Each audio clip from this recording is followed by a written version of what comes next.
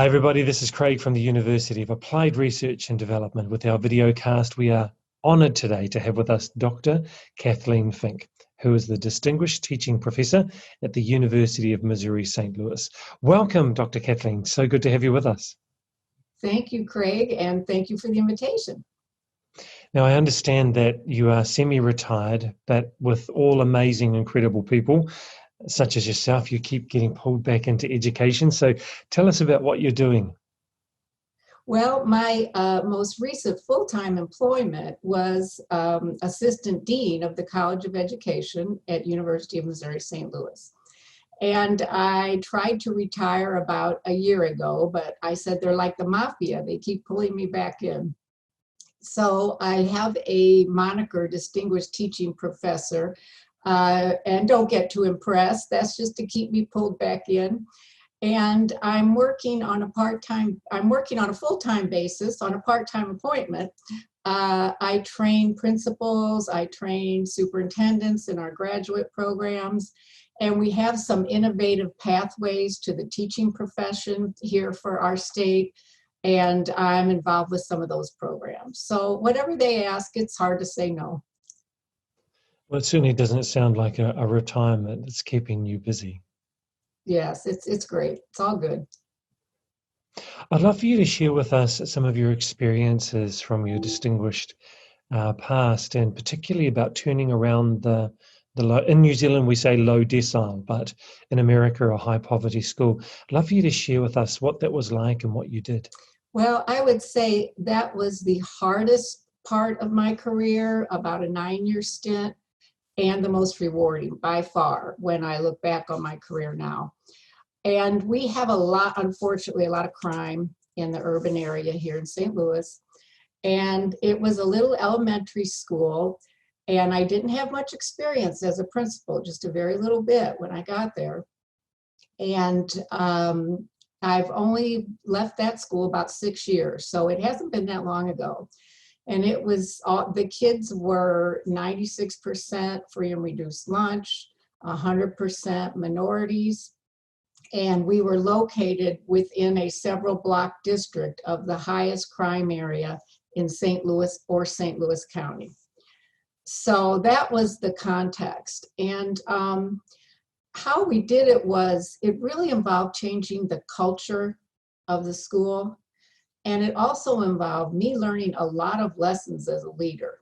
When I arrived at the school, I interviewed each teacher and each staff member individually and just asked 3 or 4 questions: what needs to be done to do better for our kids, those kind of questions.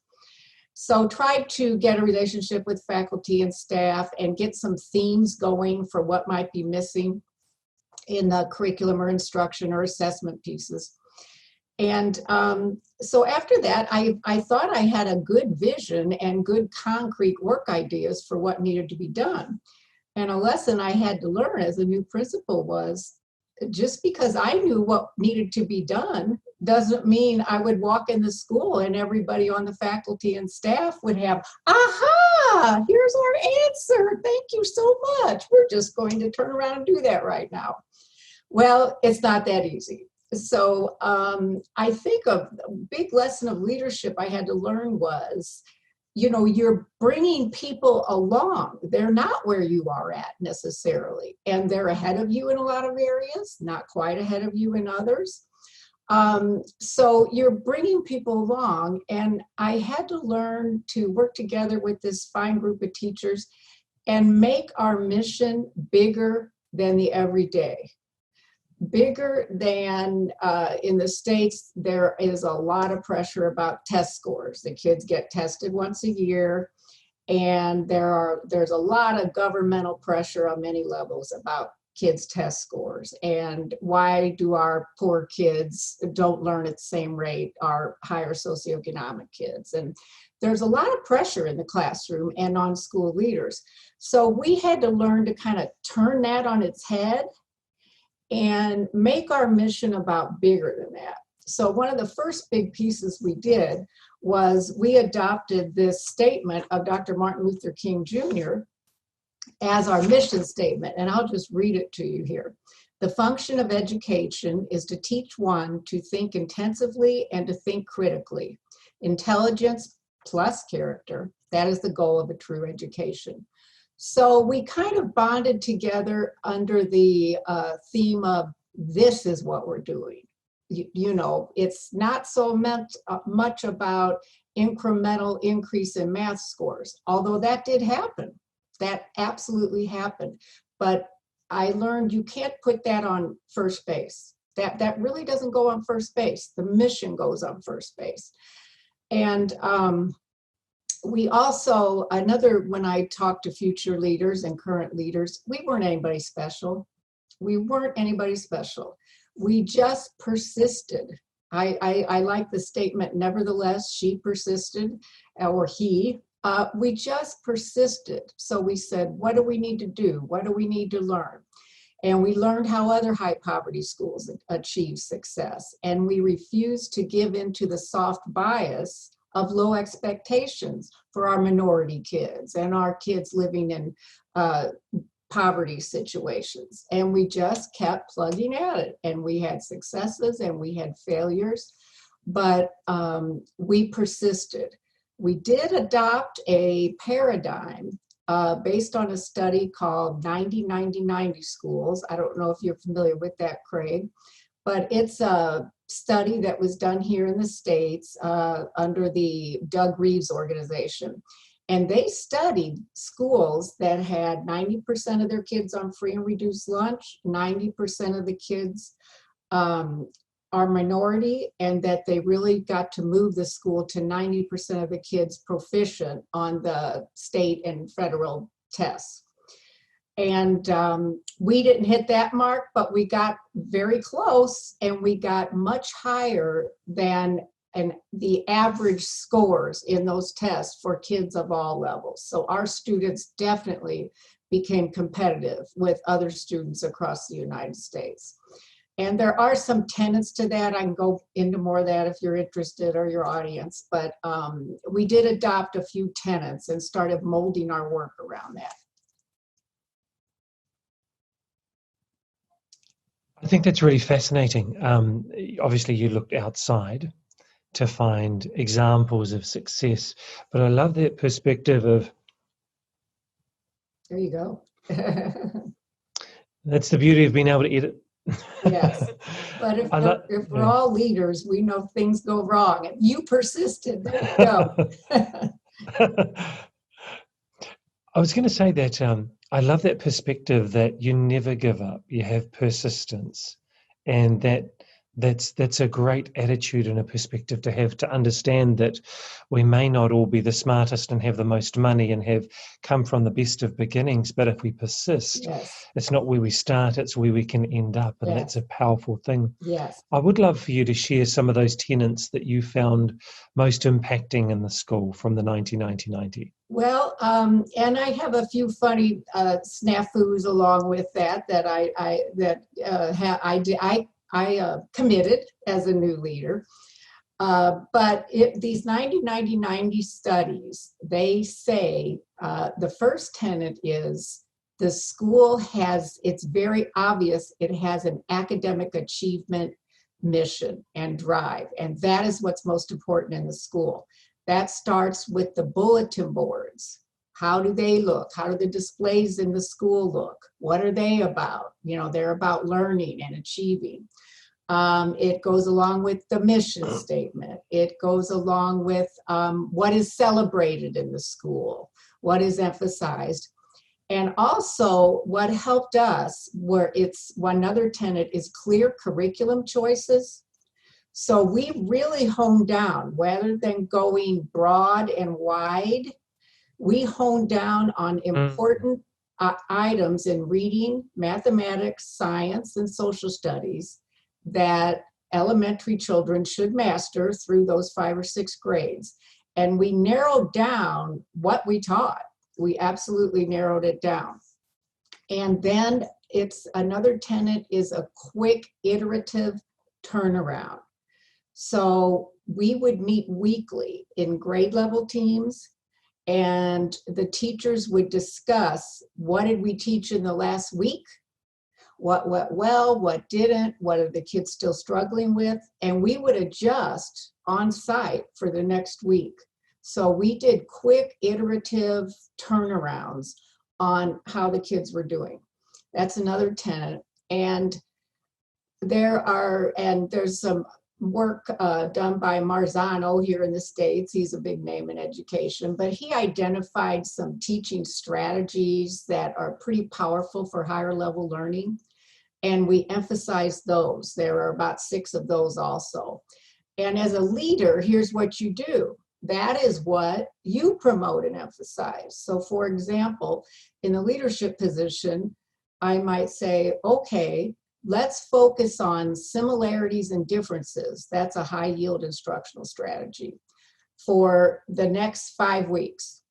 And everything we teach in every content area, let's have the students identify the similarities and differences within the content. And we had various graphic organizers and things we would do to display that. And then as the leader, I would look for that. I would walk through classrooms and look for evidence that that teacher was using that high yield instructional strategy. And I would take note on the teachers, and then I would go back to the group of teachers as the leaders and have teachers that did well with it, perhaps a model for other teachers.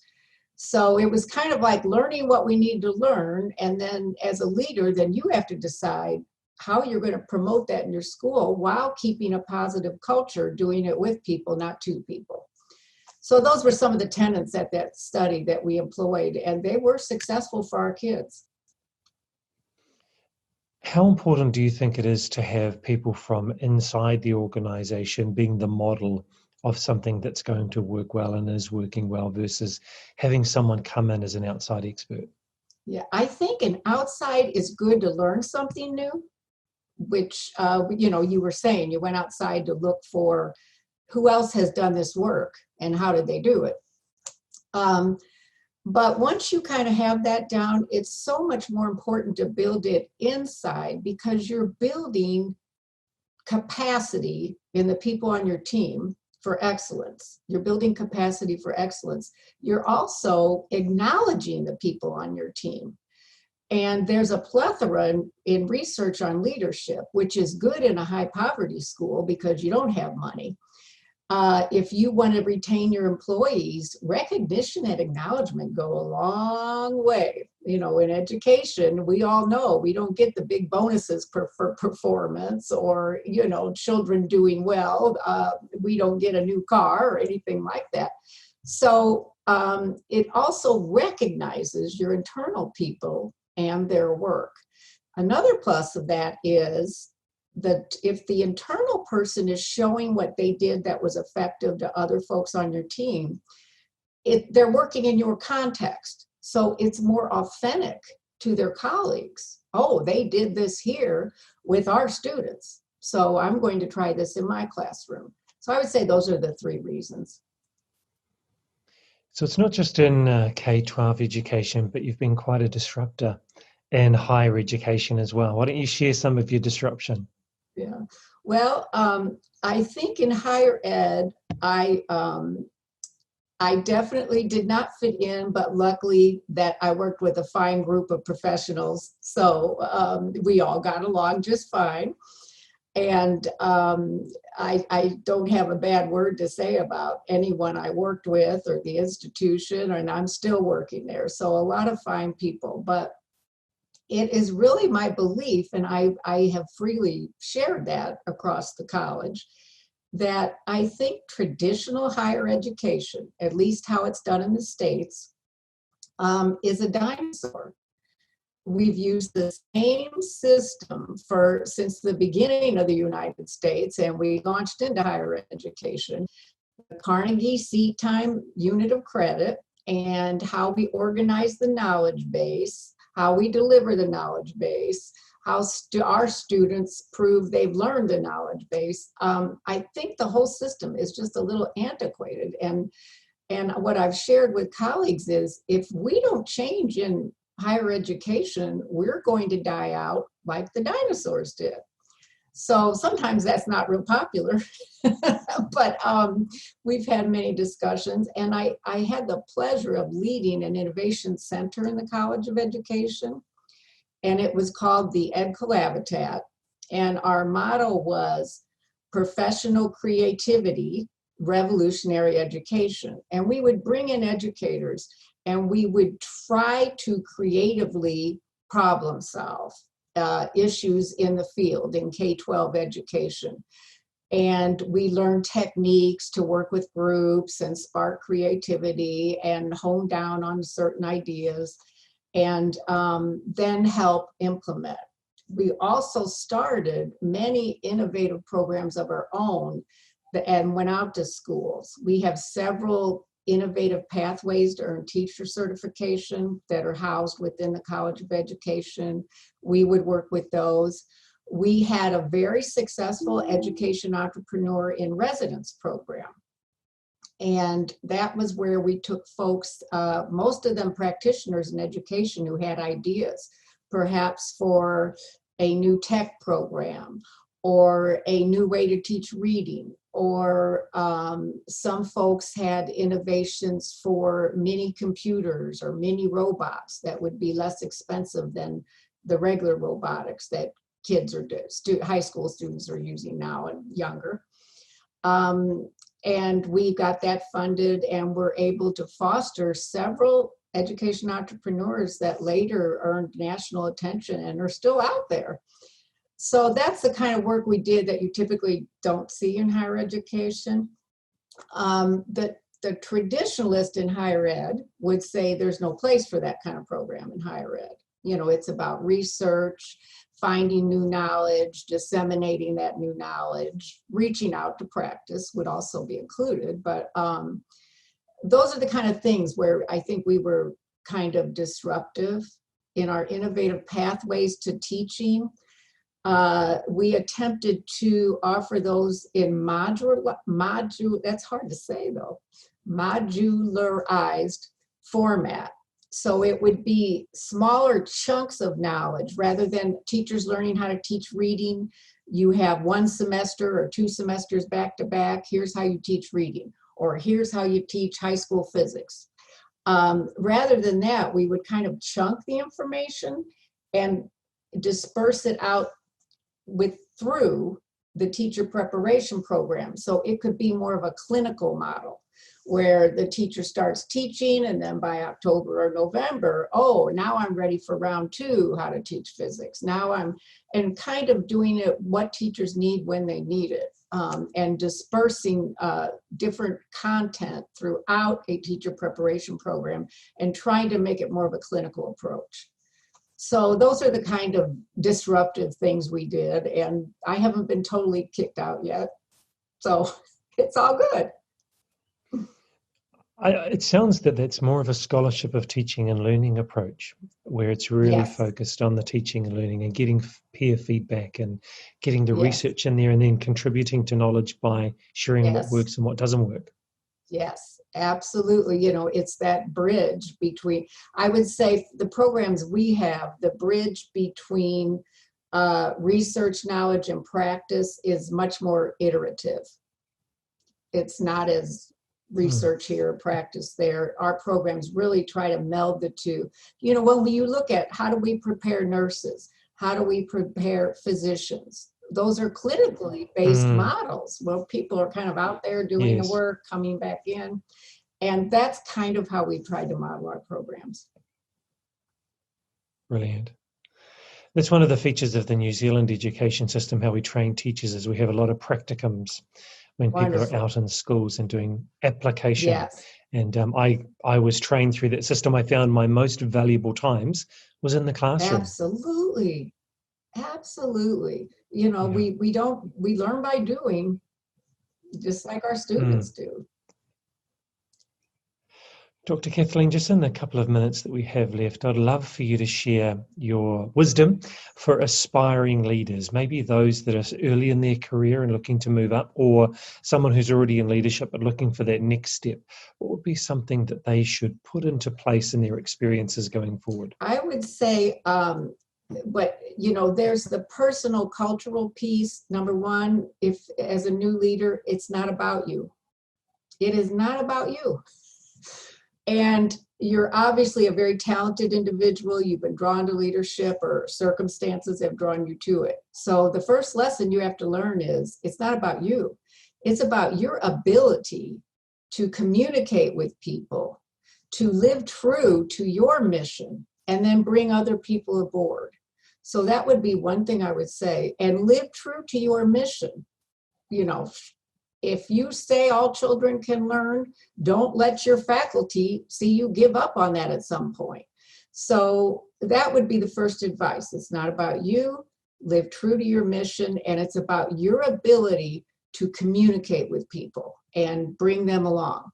So that would be the first lesson I would say. The second lesson I would say is everybody stumbles. Everybody stumbles. And I didn't tell all my stumble stories, but boy, I've had some doozies along the way. And if you don't stumble, you're not doing anything, correct? That's right. So that's right. Yes. And if you really want to move up, as Craig just agreed, if you want that next promotion or that next, you can't be afraid to stumble. If you want to stand out from the group of candidates or be noticed by your superiors, you can't be afraid to stumble. That'd probably be those two things. I think that's powerful. Dr. Kathleen, I do want to thank you for your time, sharing your wisdom. And you're writing a book, aren't you? Well, it's titled tentatively 8 Years of My Heart, The True Story of Leading a High Poverty School. Because when I did leave the school, like I said, about 6 years ago now, it was like sending a child I birthed off to college. It was so hard that my heart was really there. My heart was really there. And you've heard those stories. Teaching is more of a heart than an art, or, there are little sayings out there. So it's about that.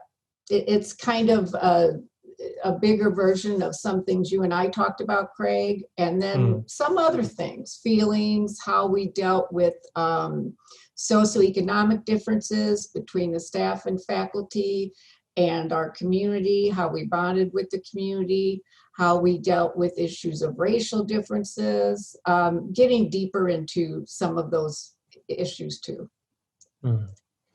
Well, depending for our viewers and our listeners, depending on when you see or hear this, we will have the link to the book directly underneath in the description as well, and information about how to contact Dr. Kathleen as well.